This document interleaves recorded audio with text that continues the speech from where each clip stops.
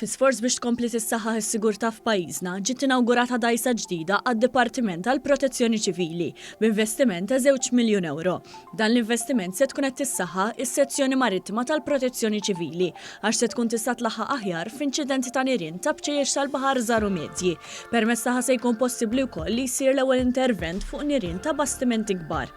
F'konferenza tal-aħbarijiet intqal l-investiment kapitali f'sena waħda huwa 18-il darba iżjed minn kemm kien 10 snin ilu. Illum in-nefqa kapitali f'dan id-dipartiment qabżet €8 miljun u 500,000. Barra minn hekk qed tiġi esplorata l-possibilità wkoll ta' assistenza anke fuq l-art f'każijiet fiċin ix-xtajtiet.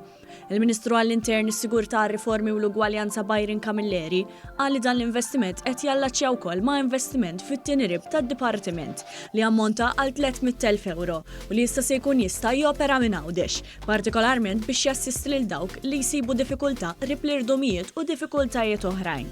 Huwa ċċenna wkoll għal katina ta' investimenti li saret biex toffri serħan il-moħħ lil dawk kollha residenti f'pajjiżna sabiex id-Dipartiment ikollu l-faċilitajiet li jgħin bl-aħjar mod u fl-inqas ħin possibbli.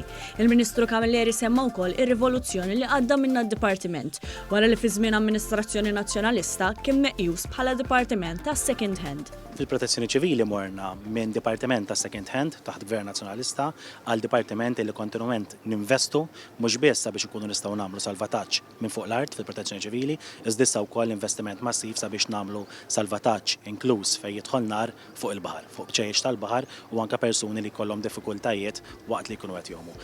Min-naħa tiegħu id-Direttur Ġenerali tad-Dipartiment tal-Protezzjoni Ċivili Peter Paul Colleiro qal li dan l-investiment ifisser li issa li risa is-sajf ir-rispons tad-Dipartiment fuq il-baħar jista' jkun aktar rapidu.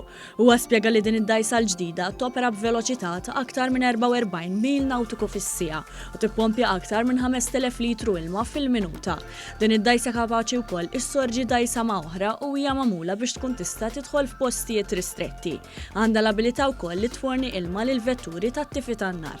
Dawnek illum qegħdin naraw primarjament id-dgħajsa tat-tifi tan-nar li hija dgħajsa lanċa propjament li hija veloċi ħafna fuq il-baħar, tintuża biex titfi nirien speċifikament meta jkunu fuq dgħajjes u forsi jkun hemm il-familji jkunu qegħdin fil-periklu.